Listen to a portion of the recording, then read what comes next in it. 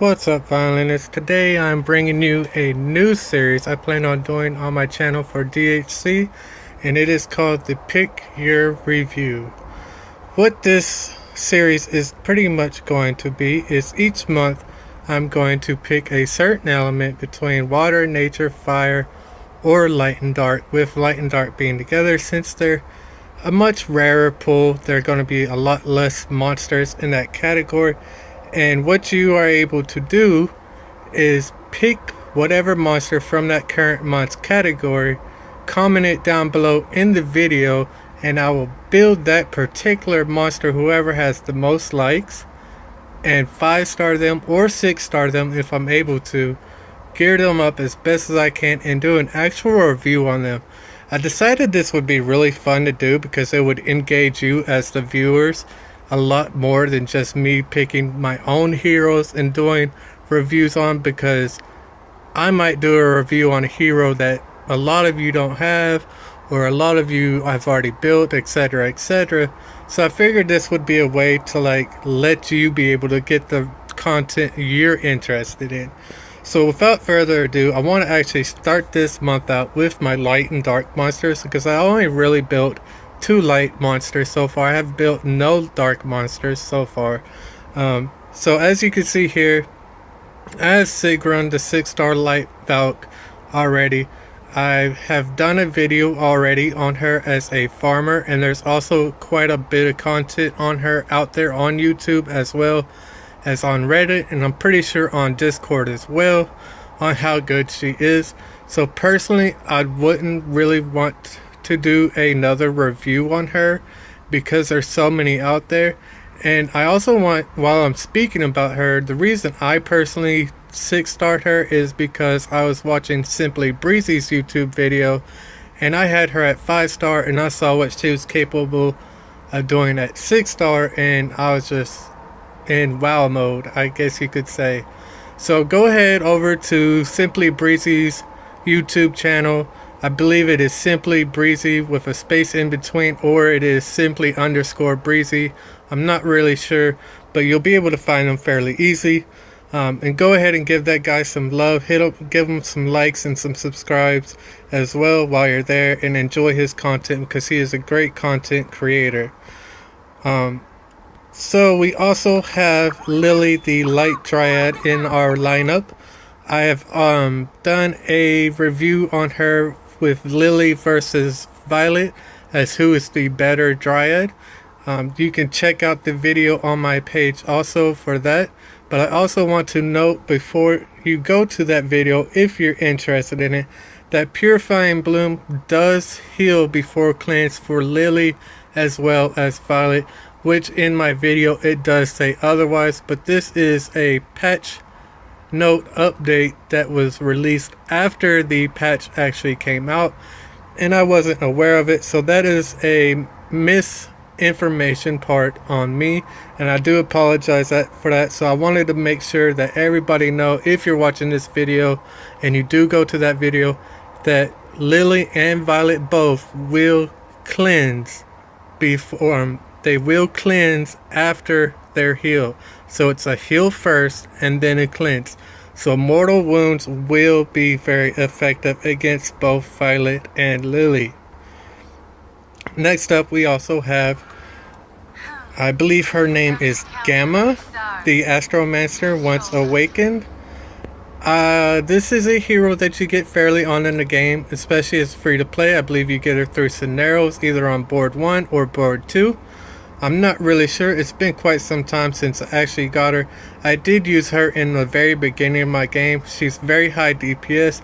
However, I did not get around to actually 5-starring her or really using her very much because she has really low HP and really low defense.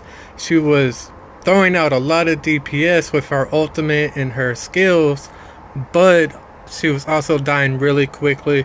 So I went ahead and, for the sake of progression, I switched her out for somebody else. However, I am actually interested in seeing what this girl can really do. And then we have another free-to-play unit that you get through the missions, the Light Fairy.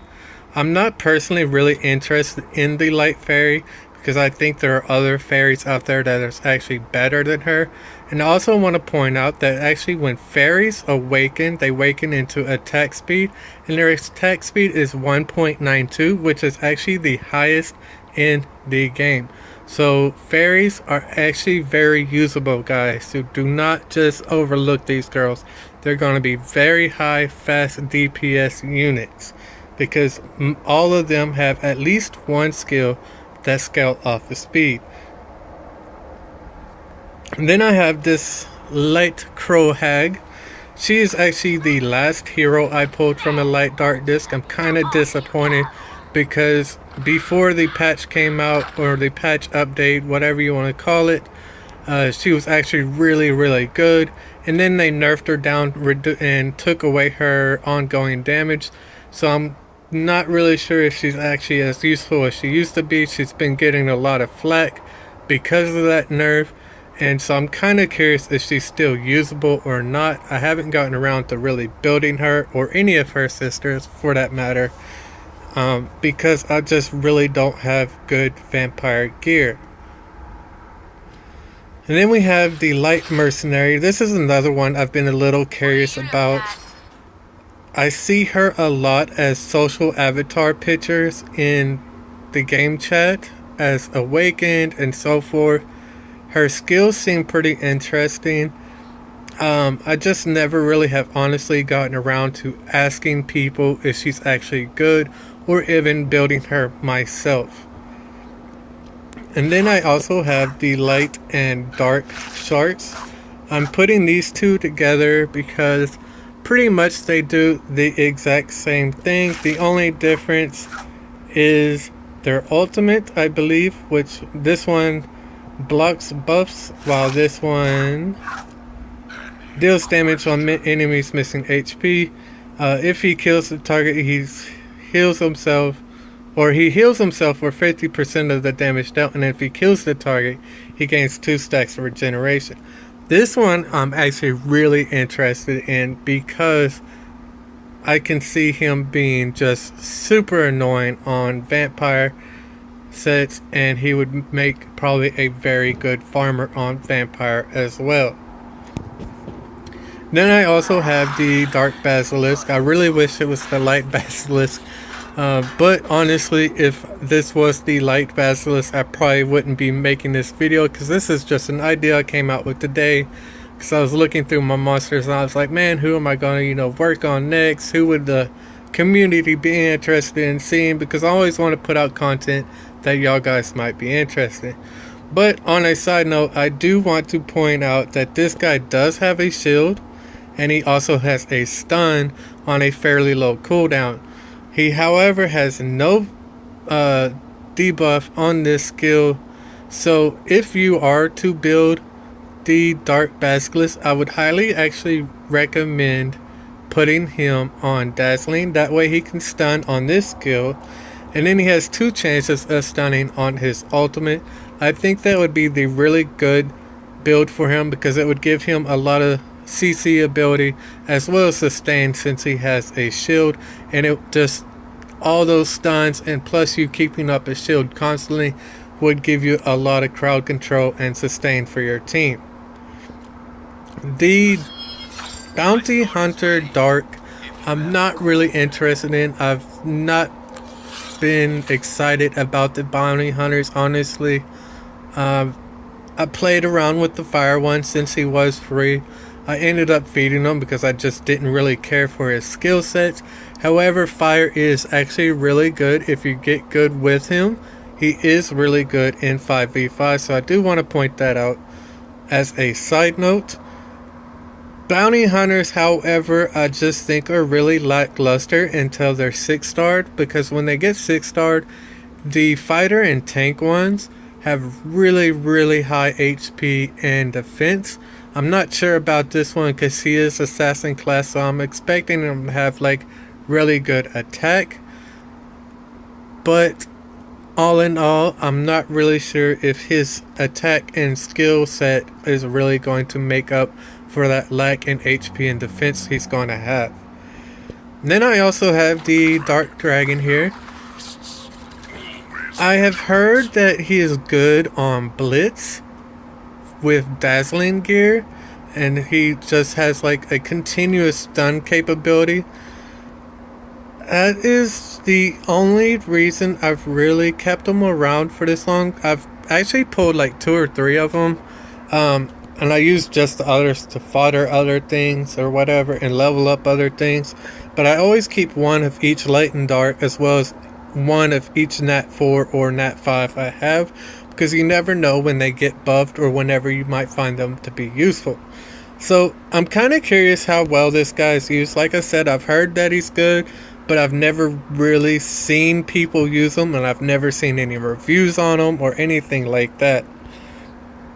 And then the last one I have for our lineup is actually the Dark Scan Berserker. This is another one I've heard mixed reviews on, because I've heard that he's really good on like arena offense / arena defense because of his passive ultimate, you know, making him undying and whatnot. And I've heard he's a really good farmer, but I heard that he's really lackluster in all other areas, such as the boss raids and anything outside of actually farming. And so pretty much from what I've been hearing, it's like you either make him a farmer or you make him for arena. There's no like in between, which really sucks because I actually like his skills. And then the last and not least, but they are not on this lineup to build because it would be a useless build, is the Dark Bee. Now this is actually directed to Gameloft personally.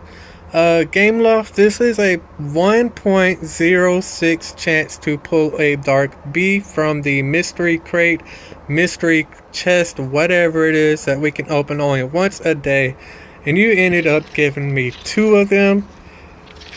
I just want to say, I don't know if I'm lucky or unlucky to get 2 of them. I was really excited when I got the first one because I was like, hey, cool, you know, a rare light dark monster, you know, something that not everybody's gonna be able to obtain, because I don't really think that they're gonna stay in the mystery crate for very long, or at least they shouldn't, because then everybody will eventually get one and they wouldn't technically be rare and worth keeping.